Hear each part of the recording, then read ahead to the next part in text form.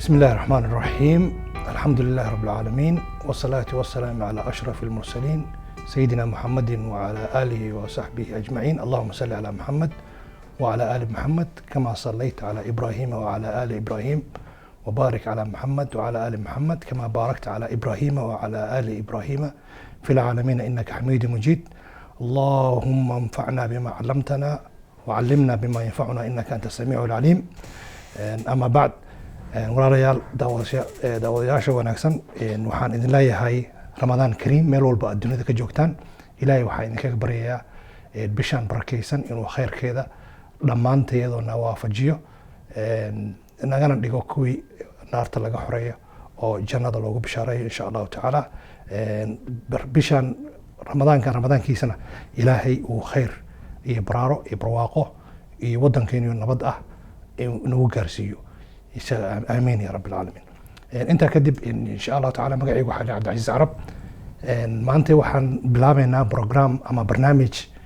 عن عنوان أقدقناي برنامج كبراروجين تبلشدة أو عنوان كجود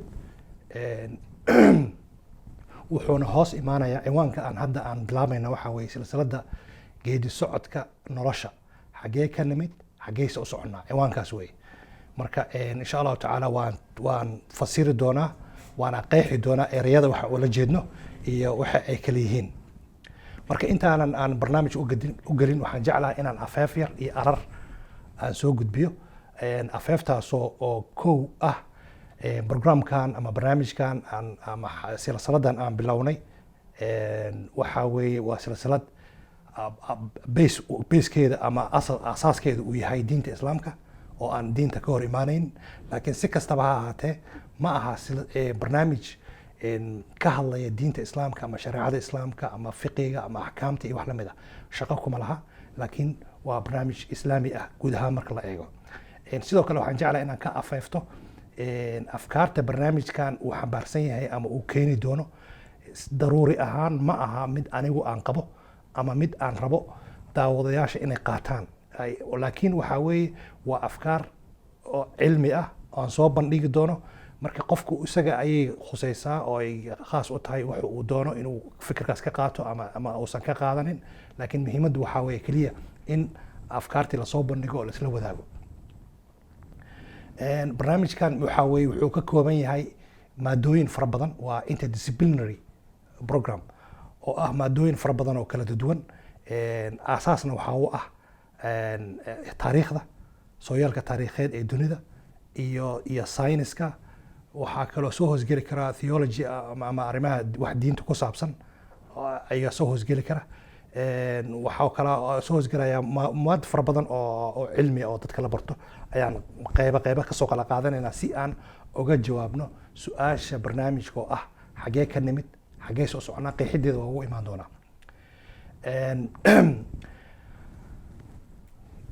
sidoo kale waxaan jeclahay marka intaanan qeexidda iyo barnaamijka guda gelin inaan wax yar xasuusiyo daawadaha, taasoo ah sanadkii markuu ahaa 1924 waxaa la riday khilaafadii muslimiinta ee loo yiqiin cuthmaaniyiinta ee saldhigoodu ahaa wadanka Turkiga hadda loo yaqaan magaalada Istanbul. khilaafadii islaamka markii la riday dadka muslimiinta ahaa way ka xumaadeen, dadka badidood, inkastoo in badan oo ku faraxsanaan ay jireen in khilaafada la rido, laakiin in badan oo ka xumaatay oo dhibsaday in dowladdii islaamka ahayd oo wadamo badan oo muslimiina hogaaminaysay in afka ciidda loo daro. dad badan baa mataqaana muslimiina ayaa ka xumaaday. sida caadada ah markay dhib dhacdo dadku way kala aragti duwan yihiin, iyadoo oo dadku wada rabaan in ay mataqaana wax ka qabtaan wixii dhacay, dhibtii dhacay, inay xal u keenaan, ba haddana qaabkii xalka loo sameynayay u kala duwan yihiin. marka tusaale la soo qaataa mar walba la yiraahdo haddii dad guri wada degan yihiin oo gurigaas u dabqabsado dadkiioo hurda, dadku markay soo kacaan qof wuxuu raadinayaa biyo uu ku shubo, qof wuxuu raadinayaa ciid uu ku shubo, qof wuxuu raadinayaa mara inuu mataqaana weyn qaato ku damay dabkii, qofba siduu mataqaana uga falcelinaya arrinkaas. marka khilaafada islaamka markii la riday dadka muslimiinta ahaa siyaabo kala duwan ay uga falceliyeen. waana halkaas meesha ay ka dhalatay urur diimeedyada muslimiinta haatan ka hana qaaday dhammaan mataqaana caalamka islaamiga oo dhan ka hana qaaday. markay dhasheen weeye waxaana uu ugu horeeyey oo ay dhashay ururkii la dhihi jiray ururka la yidhaahdo ikhwaan almuslimiin uu madaxda ka ahaa ama uu aasaasay allah u naxariistay imaam xasan albanna haddana ururo kaloo fara badan oo jamaaca islaamiya iyo tabliiq iyo inkastoo taariikh ka leeyahay laakiin waxyaaba ururo kala duwan baa yimaadeen urur walbana uu rabo ama uu ku andacoonayo in uu rabo inuu muslimiintii awoodoodii uu soo celiyo haddana waxaa soo dhow boqol guuradii kasoo wareegatay aasaaskii ama soo bixidii urur diimeedyada ama baraaruga islaamka wax loo yaqaan waxaa soo dhow boqol guuradii 1924 la aasaasay 2024 waa boqol sano ayaa buuxsamaysa 5 sano ayaa ka dhiman marka waxaa muhiima marka inaan su'aalo isweydiino boqolkaas sanadood ururadaas maxay qabteen maxay hamigoodii ama wixii ay ku andacoonayeen ama wixii ay ku naaloonayeen ma u hergashay ma dhaliyeen ma ka mira dhaliyeen dowladdii islaamka ama khilaafadii islaamka ay rabeen inay soo celiyaan ma soo celiyeen haddaysan soo celin maxay u soo celin waayeen maxay u fashilmeen waa su'aalahaas iyo kuwo kaloo fara badan oo u baahan qof walba oo muslima ama qof walba oo fikirkaas uu ku jira inuu isweydiiyo taasi waa mid marka intaas aan kasoo gudbo intaas waxyaabaha keenaya barnaamijkan inuu dhasho oo su'aalo badan la isweydiiyo sidoo kale barnaamijkan aan rabno inaan mataqaanaa aan ku falanqeyno xaggee ka nimid xaggeesa u soconnaa marka xagga diinta eegno diinteena islaamku waa diin weyn oo samaaxo ah oo aqoon iyo xikmado fara badan ay ku jiraan ilaahayna subxaanahu watacaala nama dhihin keliya rumeeya laakiin wuxuu yidhi igu rumeeya aqoon igu rumeeya waatuu allah subxaanahu watacaala oo dhahayay faclam annahu laa ilaaha ila allah baro ilaahay ma oran min rumee ilaahay waa keligiis laakiin waxaa lagu yidhi faclam baro ogow ilaahay inuu keligiisa marka cilmigii waxaa lagaa rabaa inaad alla ku baratid si cilmiya inaad u baratid annagu alxamdulilah rabbilcaalamiin islaamnimaan lagu rarla muslimnimo ilaahay ayaa fadligaas iska leh laakiin haddana si iimaankeena uu xoogsamo waxaa loo baahan yahay in qofku uu si sugan oo cilmi ah inuu alle u yaqaan allahu caabudayo wuxuu yahay iyo alle wixii ku saabsan oo dhan inuu barto waana haddiina si loo fiiriyana qur-aanka la akhriyo waa waajib diini ah sida ay salaada iyo zakada ay diini u tahay ilaahay subxaana watacaala suurat alcankabuut wuxuu ku leeyahay qul siiruu fi lardi fanduruu kayfa bada'a alkhalq waxaa ku tiraahdaa dhulka ku socda oo eega sida uu abuurku ku bilaabmay raadiya yani haddaa si u fiiriso siiru waa ficil amr waa amr xagga kalena ilaahay subxaana watacaala muxuu ku yiri markii salaadana amriga wa aqiimu salaata aqiimu iyadan ficil amr salaadii tukada marka haddaan mid qaadano dhahna salaadii waa tukanay laakiin annaga muslimiin baan nahay intaasaan ugu filan iimaanna waa leenahay waxdaba raadsan mayno oo siiruudii aan ka tagno waa waxaa weeye xaalad khalq arrintaasi waa arrin oo weyn oo dadka muslimiintan guud ahaan waxyaabahan dayacnay ka mid tahay haddaa qur-aanka eegteed meelo fara badan meel kale wax koraysa alla inuu leeyahy subxaana watacaala qul siiruu fi lardi fanduruu kayfa kaana caaqibatu lmukadibiin dhulka waxaa ku tara dhulka socda oo arka raadiya dadkii idinka horeeyey ciribkooda dadkii beenlowyaasha ahaa ciribtooda eega siday ku ogaanaysa dad dhowr kuna sano ka hor dhintay waxaa ku ogaanaysa waxaa weeye waa inaad baratid cilmiga degelka ama baaritaanka mataqaanaa baara quburaha iyo dadkii hore iyo aahaartay ka tageen iyo baaridooda lagu ogaanayo waxaasoo dhan gacantaan ku dhufan waxaanu erkeli annaga salaada iyo soonka iyo zakada nagu filan waxaas kala shaqo kuma lehin marka waxaa la joogaa xilligii dadka dhalinyarada muslimiinta gaad ahaan inay ay baraarugaan ay fahmaan inay diintan aysan ahayn salaad iyo soon keliya ay tahay diin dhammaystiran allana caabudidiisa iyo ogaanshihiisa loo baahan yahay si cilmiya oo dhaba oo xaqa in alla lagu barto meel kale alla subxana watacala wuxuu ku leeyahay qur-aankiisa afalam yasiiruu fi lard fatakuna lahum quluubun yacqiluuna biha ma waysan dhulka ku soconayn si ay ogaadaan u yeeshaan qalbiyaal wax kala garanaya caqli leh fakaraya أو آذان يسمعون بها فإنها لا تعمى الأبصار ولكن تعمى القلوب التي في صدور آيات كوا فربديه سورة العمران آياتها قدام بيه إلهي سبحانه وتعالى يقول إن في خلق السماوات والأرض واختلاف الليل والنهار لآيات لأولي الألباب سماوات كأبو رشتودي لولك إسبدل كهابينك مالنتي waxaa ku jira aayaad baa ku jira oo ah dadka ulul albaabka ah. marka waxaynu u baahannahay inaynu mataqaanaa ay sheeg haddaan muslimiina dib isku eegno aynu diinta wada qaadano sababtoo ah haddii kale khatar waxaan ku gelaynaa aayaddii suurat albaqara ku jirta allah subxaana wa tacaala uu leeyahay afa tu'minuuna bibacdi alkitaab watakfuruuna bibacd fama jazaau man yafcalu dalika ila khizyun fi lxayaati dunya. يعني قرآنكي برميات قادنيسان برنما كتجيسان برميات رومينيسان أو صلاتي إيصونكي وحي أو أقيموا الصلاة وقاتل لكن ما كتجيسان قل سيروا في الأرض إن أقولك لبارو لأجادو أدونك سوكو بلامي علمي لأجادو ماشي كنمت سي علمي لأجادو وواجب ديني سيد أي صلاة إيصونكي واجب وتاي يضل لقرا آياتها القرآن الكريم كا أي ماشي كوسوان إن وحن يضل نجعلها سيدو كلا إن هرنا عنا كوساقاتو maadaama hadal ay tiri qof aad u xigmad badnayd oo ka mid ahayd dadkii qof ahayd mataqaanaa gabyaa abwaan oo gabar abwaana oo madow ah oo u dhalatay dalka Mareykanka ah baa hadal xigmad tiro aad loo soo qaatay hadalada xigmadda waxaa ka mid ahaa I have great respect for the past waxaan u hayaa ixtiraam weyn sooyaalkii tagay. If you don't know where you came from hadaadan garanayn meesha ka timid you don't know where you're going ma garanaysi meesha u socotid. marka waa muhiim inaan baranno meeshaan ka nimid si cilmiya si aan u ogaano meeshaan u soconno. sidoo kale Soomaalidu waxay murti u tiraahdaa ay aad mataqaanaa murti ahaan u soo qaadataa inta badan nimaan tagtadiisa garan timaadadiisa ma garto. qofka aan garanayn meeshuu ka yimid iyo taariikhdiisii iyo historygiisii iyo sooyaalkiisii garan maayo mustaqbal iyo meel u socdana ma garanayo. sidoo kale Soomaalidu nimaan dhul marin dhaayama leh. marka waxaasoo xigmada iyo waxaasoo nusuusa kulli waxay noo tilmaamayaan in aan taariikhda kaliya maaha taariikhda kaliya oo Soomaaliyeed taariikhdeena adduunka aadana ahaan iyo adduunkaanba meeshuu ka yimid annagoo rumaysan maadaama Allah aan u rumaynay rabbana aamanna rabbana inna sami'na munaadiyan yunaadi lil iimaani an aaminu birabbikum fa aamanna. anagu waxaan si tasdiiqan ah oo rumayn aba alla u rumayn laakiin haddana si iimaankeenu u xoogsamo oo tushuushka iyo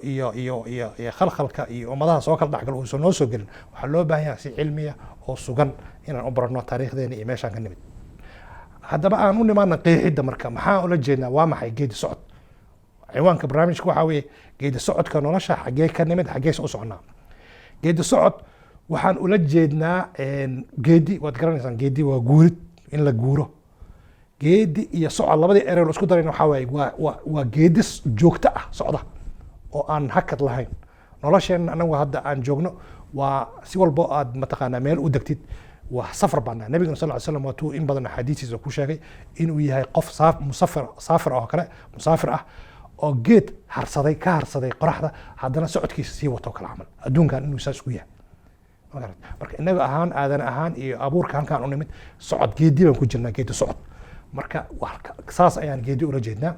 noloshana dee waa noloshii noolihii noolaa baan nahay dad wax nool baan nahay waa sidaas iyaduna. marka waxaa kaloo xaggee ka nimid waxaan ula jeednaa xaggeen ka nimid macnaha waan ognahay inaan haddaan muslimiin nahay in allana abuurtay wax shakiya kuma jiro waan rumaynay alla isagoo iyadoon cidna mataqaanaa aysan maskaxda ama madaxa xabad nooga qaban si tasdiiqiyan baan u rumaynay. laakiin haddana waxaan u baahannahay inaan si cilmiya u ogaano siduu koonka ku bilaabmay sida abuurka uu ku bilaabmay si alla wax u abuuray sabtay allah buu na oranayaaba qul siiruu fil ardi fanzuruu kayfa bada alkhalq war bal eega siduu koonka uu ku abuurmay abuurka suu u bilaabmay. marka taasaan ula jeednaa. xaggee u soconaana waxaan ula jeednaa qiyaamaha.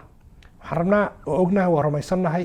waxay ka mid tahay lixda iimaan arkaan iimaan in qiyaamaha uu jiro waa rumaysannahay alxamdulillahi rabbil caalamiin. laakiin haddana waxaan rabnaa inaan si cilmiyana u ogaano adduunkan siduu ku socdo meesha uu ku dhamaanayo ee qaabka uu dhamaanayo ee siday wax yihiin iyadana inaan waxaan rabnaa inaan wax ka ogaano insha allahu tacaala. haddaba ujeedada barnaamijkan muxuu yahay. barnaamijkan ujeedadiisu waxaa weeye inaan taariikhda adduunka aan daraasayno annagoo kasoo bilaabayna ilbriqsigii ugu horeeyey abuurka koonka inta taariikhda adduunka qoran ahaan buug ahaan u qoran iyo inta cilmi saynisku uu u saamaxday inuu soo ururiyo oo si cilmiyana loo isugu keeno baa waxaan rabnaa inaan daraasayno kitaabkeena daraasayno aan wax ka baranno.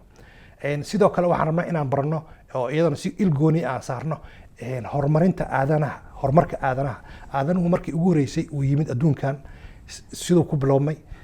qaabkii wax u dhaceen taariikhihii uu soo maray ee kala duwan sababtoo aadanaha waxaa lagu barbardhigaa markay culummada ay ka sheekeynayaan gaar ahaan taariikhyahanadu ay ka sheekeynayaan taariikhda aadanaha ama sooyaalkiisa waxaa loo barbardhigaa sidii ilmo yar dhashay ilmaha yarka markuu dhasho markuu ugu horeyso waa mujuq markuu uurka hooyadiis ka soo baxo uu banaanka yimaado waa ilka ma leh waa yar yahay fadhi ma leh waa dhulka dharbdhabar buu yaalaa inta badan cuntadu qaadanaya waa wax ku saabsan naaska hooyadiis ama wax yaroo caana dabadeedna uu soo karaya wuxuu baranaya fariisi wuxuu baranaya inuu istaago ama gurgurasho istaagiibuu baranaya socodkiibuu baranaya wuxuu noqonayaa ilkihiiba usoo baxay inuu cunu bilaabaya wuxuu bilaabaya inuu ordo wuxuu bilaabaya inuu barto waxa adduunka waxa hareerihiisa jooga waalidkiisa iyo walaalihiis iyo dadka ku hareeraysan iyo dariska iyo asxaabtii iyo iskuulkii ilaa uu marka dambe qof weyn ka noqdo marka taariikhda aadanuhuna marxaladahaas ay soo martay marxalada waxaa jirta aadanuhu uu la mid ahaa sida ilmaha yarka ah oo aan waxba kala garanayn huwa alladii akhrajakum min butuuni ummahaatikum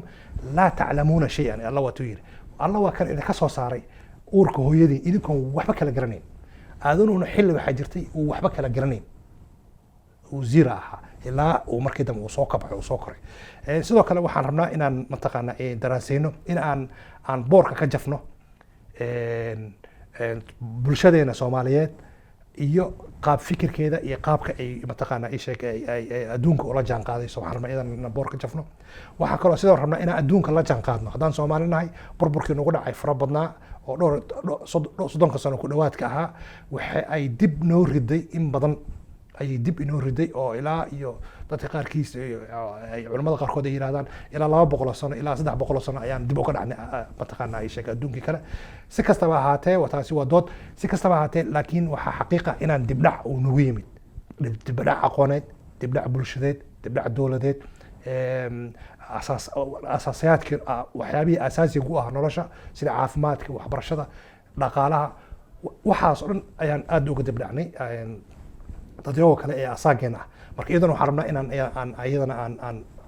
programkan anagoo ka sheekeynayna waxyaabaha uu noo faa'iideynay inaan kaga faa'iideysano sidii aan ula qabsan lahayn asaageen sidoo kale waxaan rabnaa aan cusboonaysiino boorka ka jafno dib u dhisno waxa la yiraahdo collective consciousness ama al-aql al-jamaa'i bulsho walba waxa ay leedahay bulsho walba adduunkuna waxay leedahay wax la yiraahdo collective consciousness wax ka dhaxeeya fikir ahaan qasab ma inay isku wada fikri iyagoo kala fikir duwan ayaa haddana waxaa jira wax lama taabtaan u ah oo ay isku si u fikiraan marka taasaan waxaan rabnaa iyadan inaan dib u dhis ku sameyno oon saxno sababtoo ah taasi wax badan ayaa inaga khaldamay insha allahu tacaala waan u imaan doonaa haddii alla idmo marka barnaamijka muxuu uu daruuri u yahay adduunku waan kasoo sheekeynay inkastoo haddaan dib u istaagi doono adduunku waa hormaray dadka adduunka ku noolna waxay u baahan yihiin horumarka adduunka iyo cilmiga adduunka iyo teknolojiyada iyo qaabkii u socoto in lala jaan qaado haddii kale waa laga tagayaa waa meel cidla lagaga tagayaa marka taasna waxaan rabno u baahan inaan sidoo kale waxyaabaha aan rabno inaan barnaamijkan uu necessary u yahay ama daruuri u yahay waxaa ka mid ah in aan wax ka qabanno waxa la yiraahdo mowduuc arrintan hadda aadka ugu soo farabadatay bulshada Soomaaliyeed dhexdeeda ah ilxaadka ama alla diidnimada faraha badan ee aadka ugu baahday bulshada waxaan rabnaa dadkaas dhalinyaradaas fikirkaas khaldan ka dhaadhacday ama ha akhriyaan buwaagay akhriyaan iyagu ku timid ama afkaar dad kale ay qaataan waxaan u baahanaa inagoon iyaga caayin la dagaalamin wax ka sheegin xumaynin fogeynin inaan la doodno la fariisano dood wadaag oo naga dhaxmaro dhageysano waxyaabaha ay sheegayaan ama waxyaabaha ku dhaliyay inay fikirkan qaataan alla diidnimada ah dabadeedna aan uga jawaabno tartiib marka waxaan u baahanaa barnaamijka marka waxyaabaha uu xalinaya ayay kamid tahay arrinta ilxaadka oo daahirada noqotay phenomenon bulshada Soomaaliyeed dhexdeeda ka noqotay waxyaabaha uu xalin doona kamid tahay insha allahu tacaala sidoo kale in aan iyadoona la mid sidoo kale waxaan rabnaa in aan ka nadiifino confusionka iyo jahwareerka dhalinyarada maskaxda ka gashay ee ku saabsan arrinta hadda ka sheekeynaya oo ah alla diidnimada iyo ilxaadka marka su'aalo fara badan baa dhalanaya marka barnaamijku markuu halkaas marayo su'aalo fara badan baa dhalanaya oo u baahan in laga jawaabo su'aaluhuna waa mar walba waa muhiim sababtoo ah haddii annaga bulsho ahaan waxyaabaha hadda aan caqli jamaaciga uga hadlayay ama aan rabno waxaan u bixinay collective consciousness waxaan u raadinaynaa dib u dhisno waxaa weeye su-aalihii dad ma nihiin bulsho ogol su-aalihii baan kasoo horjeednaa. marka waxaan u baahannahay in aan u furno dhalinyarada iyo qof walbo raba su-aal qaba inaan su-aashii dhibsan, xataa hadduu qofku alla su-aal ka keeno oo dood ka keeno in la dhegaysto oo markaasna si xikmada cilmi ah looga jawaabo, aysan ku imaanin si gaalaysiin iyo fogeyn iyo fisqiyeen iyo colaadin iyo mataqaana la dagaal iyo dil iyo waxyaabahaas inaan mataqaana la aadin. la dhegaysto, su-aalaha la dhiirigeliyo, waa in la dhiirigeliyaa dhalinyarada iyo yararka iyo inay dadka su-aalo weydiiyaan. dabadeedna su-aalihii marka qasab maaha in laga jawaabi karo, wixii aqoon loo leeyahay laga jawaabi karo, laga jawaabo lasla kaashado, wixii kalena la sameeyo. marka su-aalaha noo imaan kara waxaa kamid ah, maxaa annaga kuweenahay? ma nahay wax jira, ma nahay dad, ma nahay aniga hadda adiga aad dhegaysanaya ama daawanaya, ma jirtaa anigu, ma jiraa waxaan xaqiiq ma yihiin? su-aalaha noocaas oo kale ah waa su-aalo u baahan qofka inuusan ka cabsanin, laakiin ay ku dhiirado inuu weydiiyo oo maskaxdiisana ka shaqaysiiyo, jawaabteedana raadiyo, dadka weydiinayana uusan dhibsan oo keeno. waxaa kamid ah, annaga mana la abuuray, haddiina la abuuray waxaan u abuurnay sida dadka qaarkood ay aaminsan yihiin in aan mataqaanaa fursad janis aan ku nimid meeshaan oo iska nimid oo mataqaanaa ishaga janis aan ku nimid miyay ahayd, mise waxaa jira abuurkaas wax ka dambeeya oo na abuuray, awood ka dambaysa na abuurtay miyay jirta? su-aalaha u baahan in mataqaanaa aan ka jawaabno. yaa na abuuray? dabcan muslimiin bana alxamdulilah ilahay baan abuuran oranayna, laakiin waa su-aalaha dadku aadka isku weydiinayaan. marka nabiga sal ly slam waxaan jeclaynaa xadiis soo dhexgeliy. nabigu wuxuu sal ly slam xadiiska ibn cabaas, midkiin shaydaanku wuu imaanaya, wuxuu ku oranaya yaa ku abuuray, markaasu wuxuu dhahayaa aniga ilaahay baa abuuray, markaasu haddana wuxuu ku oranayaa ilaahayna yaa abuuray. markaasuu qofku naxaya. marka nabiga sal ly slam wuxuu dadka uga naseexiyey inay qul huwa suuratu samad ay akhriyaan, qul huwa allahu axad allahu samad. waan u imaan doona insha allah ujeedada iyo xikmadda ku jirta oo nabiguna sal ly slam ula jeeda. barnaamijyada qeybaha dambe ayaan kaga hadli doona haddii alla idmo. laakiin waa su-aal meesha ku jirta, waa in la inkira maaha, la diida maaha. qofka uu ku imaanaya wuxuu kuleeyahay haddii aniga ilaahay yaa abuuray, ilaahay isaga yaa abuuray, yaa kiriyey isaga, fahmino? maxaa halkaan u joognaa? maxaa u nimid? okay, dadka qaarkood waxay oranayaan waxaa u nimid inaan alla caabudno. qofka su-aal kale uu keenaya, maxaa alla u caabudayna? alla hadduu deeqtoon yahay, hani yahay, uusan waxba nooga baahnayn, waayo cibaadadeena ugu baahan yahay, waayo salaadeena soonkeena ugu baahan yahay, maxaan u caabudayna? waa su-aalaha iimaankan ay ka mid tahay. maxaa midda kale dadku ay dhibta u marayaan? dhibta jirta maxay tahay? dhibta maxay u marayaan? maxaa dadka loo dilaya? maxaa agoomaha loo mataqaanaa loo dilaya? maxaa mataqaanaa isha dadka ay u xanuunsanayaan, u jiranayaan? maxaa dadka ilmaha yararka u dhimanayaan? muxuu dhulgariirku u dhacaya oo dadka ay u la-anayaan? maxay ku dhacday in dadku ay isdagaalaan oo aan alla usoo kala dhexgelin ay isbaabi'iyaan? maxay ku dhacday in xanuunada waaweyn oo khatarta ah sida kansarka oo kale ay dadku u dhintaan, u silcaan? waxaan dhiba u maraynaa hadduu ilaahay jiro, ilaahay muu jannada na wada geeyo? waa doodo noocaas oo kale oo fara badan ayaa dadka maskaxdooda kusoo dhaca. marka waxaa loo baahan yahay inaan la dhibsanin, si cilmiya, xikmada, aqoon ku jirto in looga jawaabo oo arrintaas laga shaafiyo. marka su-aal waxaa imaanaysa o kale ah, dadku waxay ku leeyihiin inta alla uu na dhahayo ee caabuda, muxuu noo program gareyn waaye, programming noogu sameyn waaye, intuu barnaamijyo nagu sameeyo uuna program gareeyo dhammaanteedu aan noqono kuwa aan weligiis caasinin, jannadana aan saa ku galna. muxuu noo siiyey ikhtiyaarka inaan mataqaanaa aan ku caasino ama aan ku galo? muxuu programming lagu sameyn waaye? waa su-aalaha meesha imaa. insha allah waa ka jawaabi doonaa haddii alla idmo, waqtigeeda iyo xalqadeeda ayaan uga jawaabi doonaa. su-aalaha kale imaanaysa maxay ku jirtaa? shaydaanku muxuu u joogaa oo dadka waswaasinaya oo dadka xumaanta u hogaaminaya? muxuu shaydaan u jiraa? waa su-aalo iyadan dadka imaanaysa oo dadka isweydiiyaan. waan ogahay dad badanoo kamid ah laga yaabo barnaamijka inay daawanayaan inay isweydiinayaan, ama ay ku imaanayso inay isweydiiyaan, ama ayba maqleenba kuwa isweydiiyey. marka waxaas o dhan waxay u baahan yihiin in jawaab waafiya laga siiyo.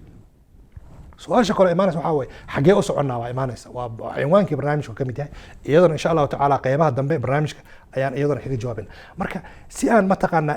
aan usoo koobo barnaamijka oo uusan ila talax tegin, waxaan rabaa inaan xalqadan kusoo gabagabeeyo gabay uu tiriyey nin la oran jiray ilaa abu madi oo lubnaniis ahaa oo u dhashay dalka lubnaan. qarnigii adiga 20aad bilowgiisii ayuu wuxuu u guuray wadankan Mareykanka, wuxuu ahaa suxufi journalista ah taariikh dheer buu leeyahay maraba taariikhdiisa dheer inaan waqti badan ku lumiyo wuxuu diin ahaan wuxuu haystay diinta masiixiga christian buu ahaa dabadeedna xoogaa ilxaad iyo aladiidnimo ayaa gashay gabay buu tiriyey marka jahwareerkiisa uu ku cabirayo